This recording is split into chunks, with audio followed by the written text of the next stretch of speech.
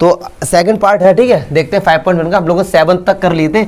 ये दो क्वेश्चन है, इन क्वेश्चन में बोला गया है कि find the point of discontinuity, और कई सारे क्वेश्चन मैंने किए, बताया है कि डिसकंटिन्यूटी जो भी मिलती है वो कहां पर मिलती है, जहां फंक्शन की डेफिनेशन चेंज होती है, मतलब क्रिटिकल पॉइंट पे, टर्निंग पॉइंट पे। तो जीरो ही तो टर्निंग पॉइंट है। और अगर थोड़ा बहुत फंक्शन पढ़ा है तो देख के पता लग रहा है कि सिग्नम फंक्शन की तरह है ये, या सिग्नम फंक्शन ही है। देखते हैं।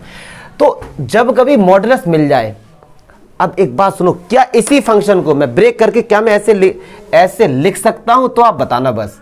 एक बात सुनो जरा, इस फंक्शन को पहले रीड करना सीखो। जब आप इस फंक्शन में x की जगह 0 पुट करेंगे तो फंक्शन का आंसर क्या आएगा? 0 आएगा। चलो भाई, ये तो पक्की बात है, तो क्या आंसर आएगा?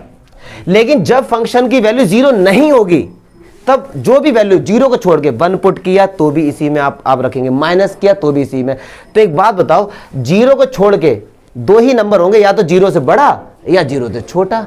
बात समझ आ रही ना? तो हो सकता है आप एक नंबर पुट करेंगे जो कि 0 से छोटा होगा, और कोई पुट करेंगे 0 से बड़ा होगा। ये बात समझ आ रही है ना? इस फंक्शन में अगर आप 0 को छोड़ के कोई सी भी वैल्यू पुट करोगे, या तो वो नंबर 0 से बड़ा होगा या फिर वो छोटा होगा। तो अगर वो छोटा है, चलिए, तो भी यही वाला फंक्शन वर्क करेगा, और अगर बड़ा है तो भी यही वाला फंक्शन वर्क करेगा। यस और नो? पक्की बात है ना? और हमने पढ़ा है कि अगर x की वैल्यू 0 से कम होती है तो मॉडुलस हट के माइनस आ जाता है। यस और नो? और नीचे भी कितना है? x है, तो कितना आ गया? -1।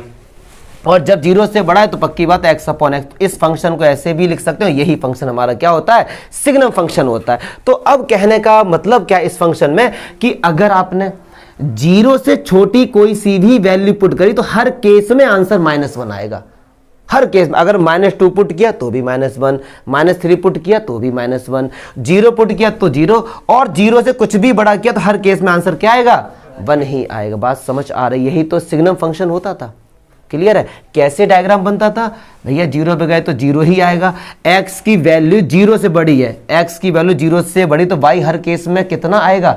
1 ही तो आएगा। मतलब आपने रखा यहाँ पे 1 तो भी 1, 2 रखा तो भी इसी तरीके से आएगा यहाँ पे ये, और ये इस तरीके से तो हमारा डायग्राम बनता था अगर देखा जाए तो। चलिए, अच्छा, तो अब ये चेक करना है फंक्शन की डिसकंटिन्यूटी। तो आप किस पर चेक करेंगे? केवल 0 पे चेक करेंगे, केवल 0 पे, ठीक है। अदरवाइज इसके आप लोग वेबसाइट पे सॉल्यूशन देखेंगे तो उन्होंने 0 पर भी चेक किया, 0 से बड़ा, 0 से छोटा। हम डायरेक्ट लिखेंगे।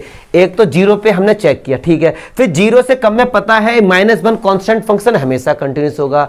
0 से बड़ा +1 है, ये हमारा क्या कांस्टेंट फंक्शन है, हमेशा कंटिन्यूस होगा। तो हम केवल 0 पे चेक करके आएंगे, और मुझे तो देखने से ही पता लग रहा है कि 0 पे ये फंक्शन कंटिन्यूस नहीं है। क्यों?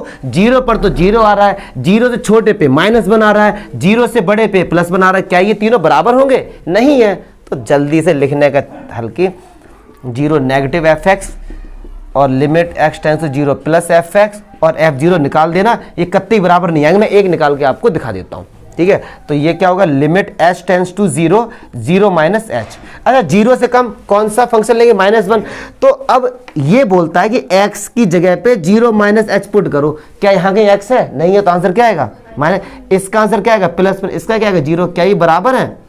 तो ये फंक्शन केवल 0 पर क्या होगा? डिसकंटिन्यू। और देखो लो ग्राफ बना के, x की वैल्यू 0 पे तो y भी 0 पे, और जैसे ही आपने x की वैल्यू थोड़ी सी ज्यादा पुट करी सीधे 1 आएगा। तो इसीलिए यहाँ पे होल बन जाता है, ठीक है ना। ये तो अगर इससे समझ ना भी आए तो भी ऐसे करके आ जाएंगे। क्लियर है? अब इसी टाइप का एक दूसरा क्वेश्चन, ये इंपॉर्टेंट क्वेश्चन है, ठीक है। इससे कंसेप्ट समझते चलो। चलिए, ये भी कुछ ऐसा ही हमको लग रहा है, देखते हैं जरा इसको। जब कभी मॉडुलस मिले ना तो फंक्शन को ब्रेक करना सीखो। x की वैल्यू 0 से कम है तो पक्की बात है 0 से कम नेगेटिव होगी, तो जैसे ही नेगेटिव होगी ये हटेगा हमारे पास और इधर क्या आ जाएगा? पक्की बात है। और ये इससे क्या हो गया? कैंसिल होके कितना आ गया? -1 ही तो आ गया। तो इस केस में भी एक बार जल्दी से ये चेक कर लो, क्या मैंने क्वेश्चन ठीक लिखा? बस ये चेक कर लो जल्दी से। एक कोई बच्चा, ओ बेटा बुक में देखो, हाँ सामने बुक है, ये भी याद दिलाएं बुक कहाँ है। सही है ना? चलो अब सुनो जरा। अब यार एक बात देखो, फंक्शन की हमें क्या चेक करनी, सुनो सुनो सुनो, फंक्शन की हमें क्या चेक, अरे कपिला बस 0 पे जैसे ही कम है तो भी आंसर -1 है, 0 या 0 से बड़े पे तो पक्की बात है 0 पे तो फंक्शन कंटिन्यूस है। तो इसका मतलब इसमें कोई भी डिसकंटिन्यूस पॉइंट है ही नहीं। क्यों? 0 से छोटे पे -1 कांस्टेंट फंक्शन है तो पक्की बात है कंटिन्यूस होगा। 0 से बड़े पे या 0 पर भी क्या है? -1 कांस्टेंट फंक्शन है, हमेशा कंटिन्यूस होगा। तो 0 पर मिल सकती थी बेचारी कंटिन्यूटी, लेकिन सॉरी डिसकंटिन्यूटी, लेकिन 0 पर ही फंक्शन कंटिन्यूस है हमारा। क्लियर है?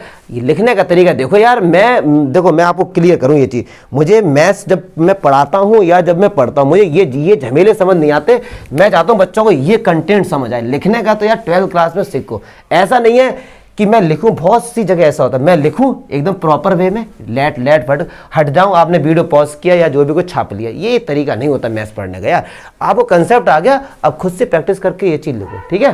कंसेप्ट आना चाहिए आपको बस कि क्यों ऐसा हो रहा है, ठीक है? तो नेक्स्ट क्वेश्चन देखते हैं। चलो यार देखते हैं।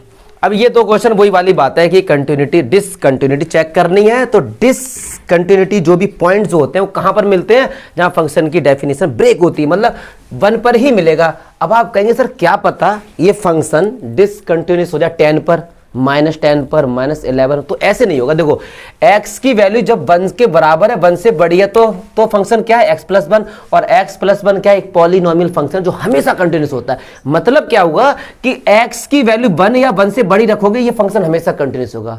इसका ग्राफ बनाओगे तो कभी पेन उठाना नहीं पड़ेगा, ठीक है? अच्छा जी, 1 से छोटे पर भी फंक्शन क्या है? पॉलिनोमियल है। तो 1 से छोटा कुछ भी आप लेंगे या देखकर ही पता लग रहा है x² + 1 ये हमारे पैराबोला की कंडीशन है, और वो हमेशा पेन उठाना पड़ता ही नहीं, वो तो सीधे जाते हैं।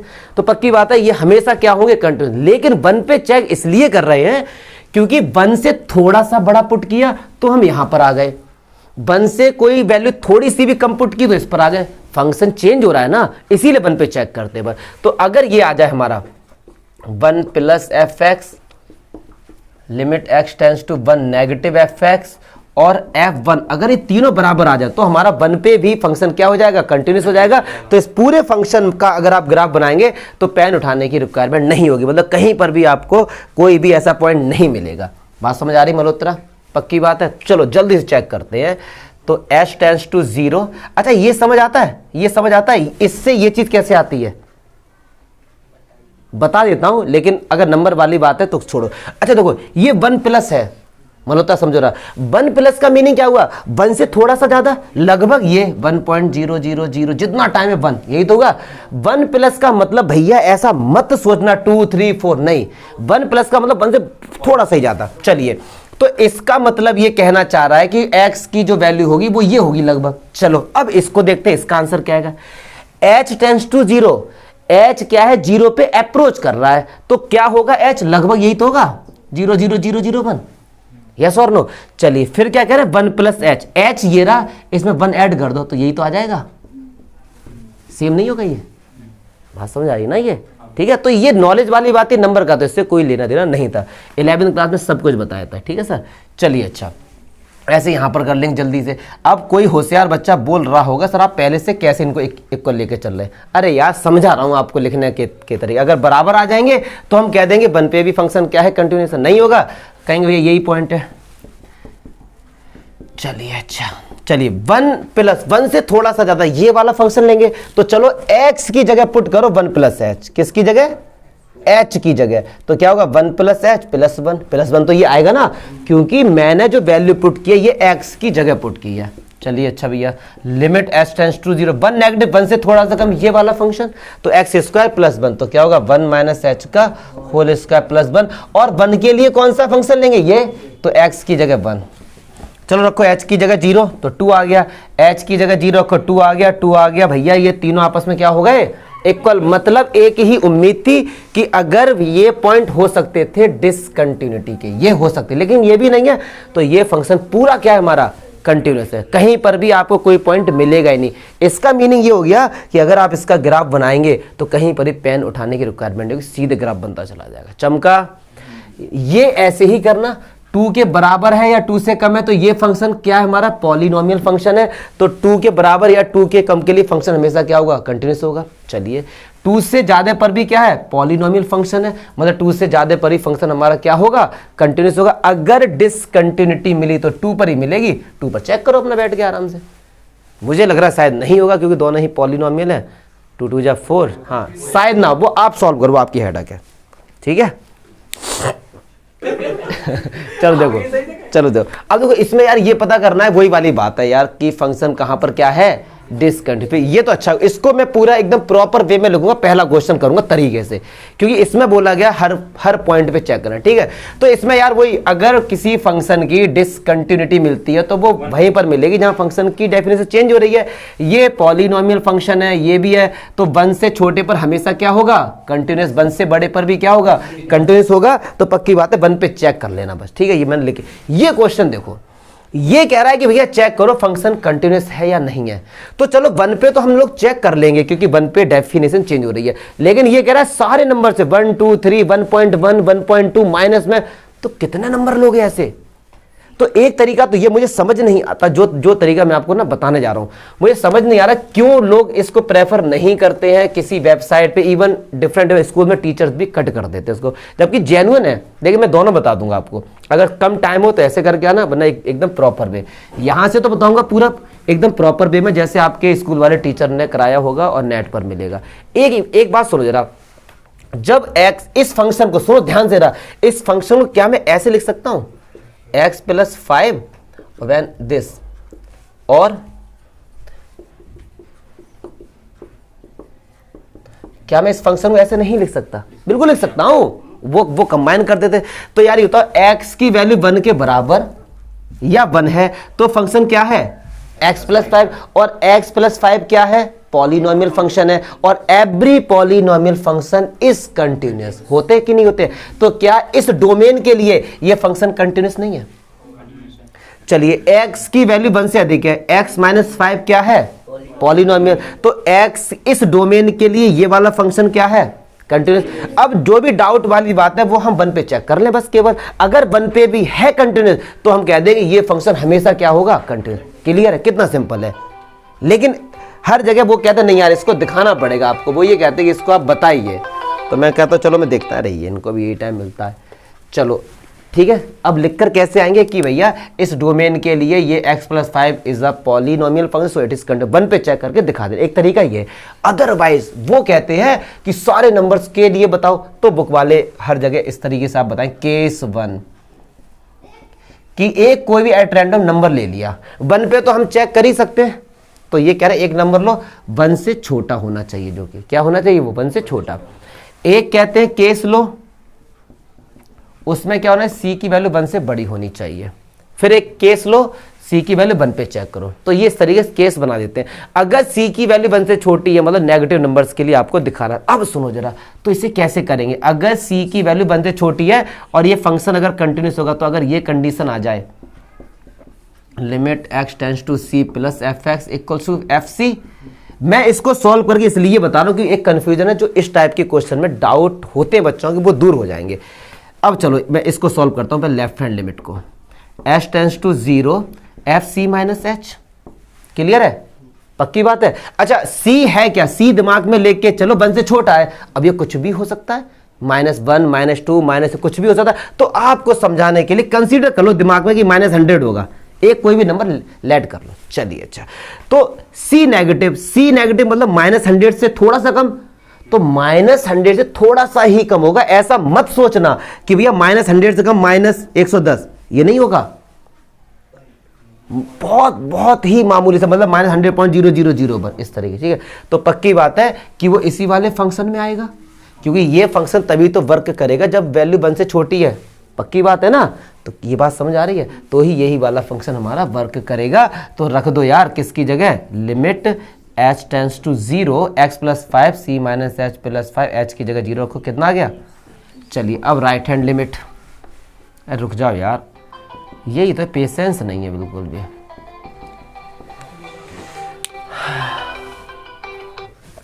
नहीं है पेशेंस, तो हमें क्या, ओनली तो सरकार नहीं बस।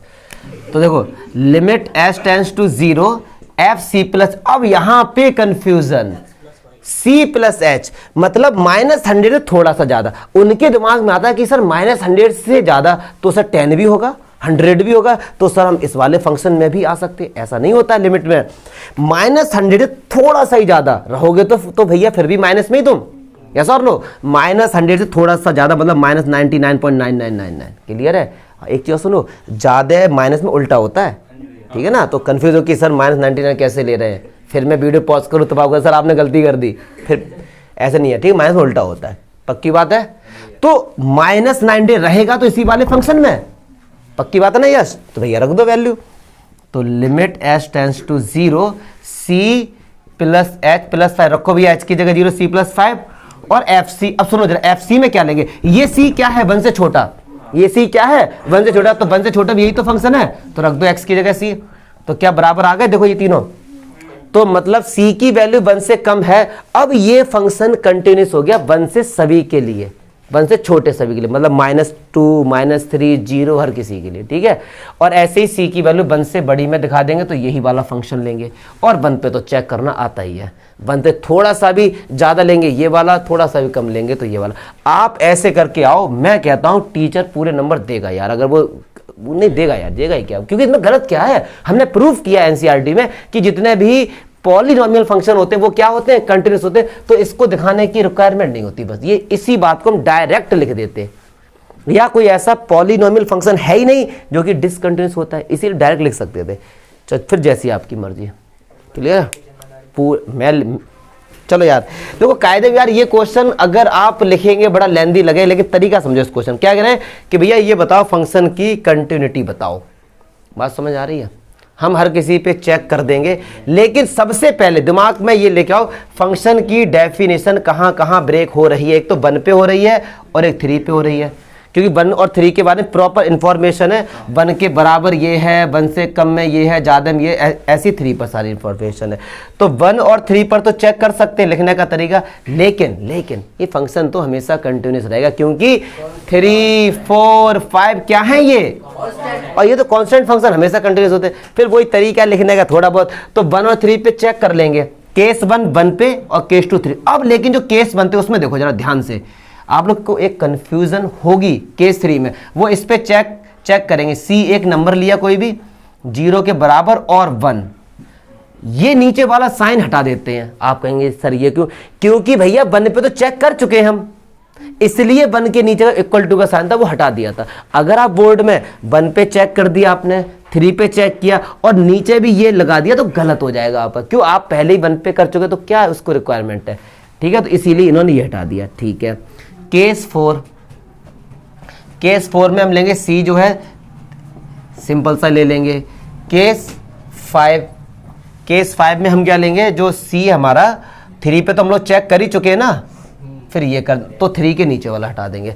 तो कायदे में इस फंक्शन की जो भी यहाँ पे डोमेन थे वो 0 से लेके 10 के बीच में थे ना, तो 0 से लेके 10 के बीच में तो हमने चेक कर दिया, बात समझ आ रही है। 0 से लेके 10 तक तो हमने चेक कर दिया। फिर एक और केस कायदे में बनाना पड़ेगा जेन्युइन, क्या कि c जो है ना वो 0 से क्या है कम है, उसके लिए बताओ फिर, क्योंकि हमको तो ये हर पॉइंट पे चेक करना है। हाँ अगर इसी डोमेन पे चेक करना होता तो हमारा हो गया।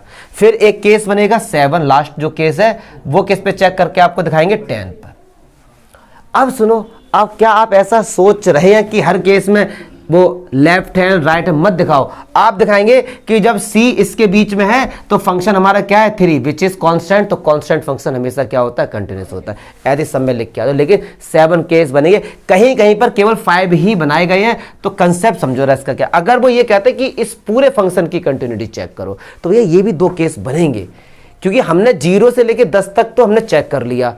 फिर उससे ज्यादा 0 से इधर का बताओ क्या होगा और 10 से उधर का बताओ क्या होगा। बात समझ आ रही है। जब x की वैल्यू 10 के बराबर है और 10 के बराबर है और 10 से छोटी है। अब लेकिन एक और कंफ्यूजन कि सर जब हम 10 से बड़ा लेंगे तो कौन सा फंक्शन लेंगे, जब हम 10 से बड़ा लेंगे तो कौन सा फंक्शन लोगे, बताओ कौन सा फंक्शन लोगे 10 से बड़ा। आप बताइए ना कि जब हमने कोई c एक कोई नंबर है हमने लिया 10 से बड़ा, तो 10 से बड़ा कौन सा फंक्शन लेंगे, बताइए सोचो कि अब सर हम 10 से बड़ा ये वाला फंक्शन लेंगे। क्या इस क्वेश्चन में उन्होंने कहीं ये इंफॉर्मेशन दी है कि 10 से ज्यादा कौन सा फंक्शन लेंगे, यस और नो, बात समझ आ रही है। तो इसलिए इसको नहीं लेंगे ही नहीं हम इसको, क्योंकि फंक्शन के बारे में बताया ही नहीं है। तो 0 से लेके 10 तक फंक्शन हमारा क्या है कंटिन्यूस है, इसीलिए केस 6 भी नहीं लेंगे। बात समझ आ रही नहीं आ रही है? क्योंकि इंफॉर्मेशन ही नहीं है भैया हमारे पास कि अगर हमने 0 से कम लिया। लेकिन ये 2 क्वेश्चन दिमाग में क्यों आए हमारे? क्योंकि हम जब चेक करते हैं कंटिन्यूटी तो हर पॉइंट पे चेक करते हैं। इन पे तो चलो चेक कर ली हमने, अब C से 0 पर भी चेक करो, 10 से ज्यादा पर भी, लेकिन इन्फॉर्मेशन ही नहीं भी हमारे पास, तो केस 5 तक ही छोड़ के आएंगे। इसीलिए हर जगह सॉल्यूशन देखेंगे तो 5 ही केस मिलेंगे आपको, ये 6-7 हो नहीं सकते। लिख के इसलिए बता रहा हूं क्योंकि दिमाग में कंफ्यूजन ना हो कि सर ये क्यों नहीं बने, इसलिए नहीं बने, इंफॉर्मेशन नहीं है हमारे पास। ठीक है, तो इस तरीके से ये केस बनते हैं, लिखने का तरीका है। चलो अब आप जा सकते हैं।